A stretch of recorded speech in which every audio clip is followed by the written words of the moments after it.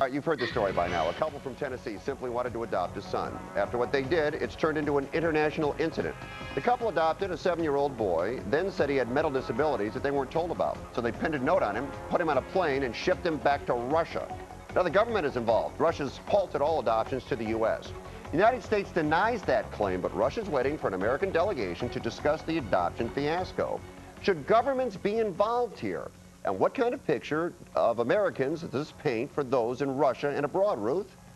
Well, this is one incident. I know that it's not an isolated incident. I know that several Russian adopted children have come to bad ends here in the United States. I think that Russia was saying that they want to institute some policy where they maintain control over the children after they're here. If they want to maintain control over their children, they shouldn't sell them, which is what they're doing. I want to know if they're just as concerned about their mail-order brides as they are about these children.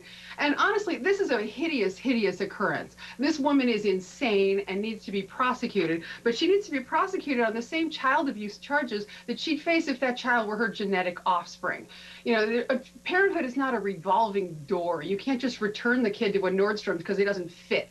You know, it's a disgusting story, but I have to say that it's not the government. I mean, sure, there's going to be some sort of regulations about who can adopt and what the paperwork is and all that stuff that you know, I frankly don't even know what it is. But obviously the safety of these children is important. But this woman, this is a case of child abuse and cruelty, and she needs to face charges. The fact that she bought this child is irrelevant. All right, Charlotte, what do you think?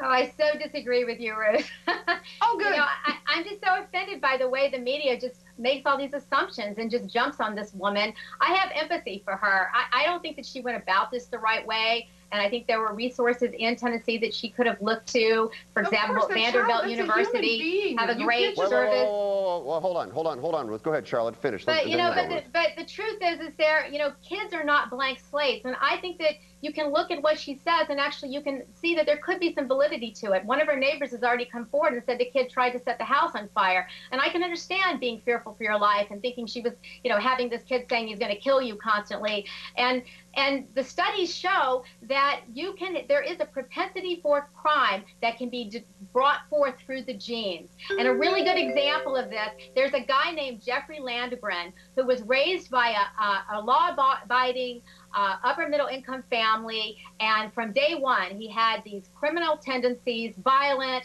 His family couldn't understand it. Eventually he murdered. He's now on death row in Arizona. The family looked up his birth parents, found out his father is on death row. His birth father is on death row in another state. His grandfather is murdered, and there was violence and crime that was throughout his entire family tree. And there are tons of situations like this. So science supports that. So you're against adoption? No, I'm not against adoption, but I think that you can't look at kids at a blank slate. You have to understand that you don't know what their background is, and you have to have resources in place to battle with that if necessary. All right, let me jump in quickly. And Charlotte, I'm going to give you 5 seconds. We're way over on this one. I'm going to give you 5 seconds.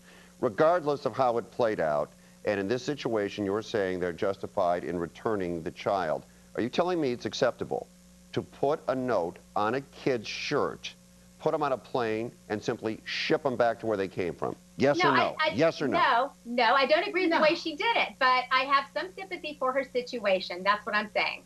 But she did the wrong thing. I understand she was in a bad situation, but that's a human being. You can't just stick it in a FedEx box and send it somewhere. Yeah, I mean, you can't do that. All right, that's it. We're out of time. We're so out of time, we're out of topics. We're out of time, we're out of topics. All right, Ruth, Charlotte, nice job. I'll talk to you guys next week. Thanks, Fred. Okay. Yesterday, we told you about Arizona's new stance on illegal immigration. People in California, surprisingly, don't think it's such a bad idea. If you're so smart, prove it. Contact NBC Filter on Twitter or Facebook, or send an email to thefilter@nbcuni.com. We care what you think, but if we don't like it, we'll filter you. We've been given a great responsibility.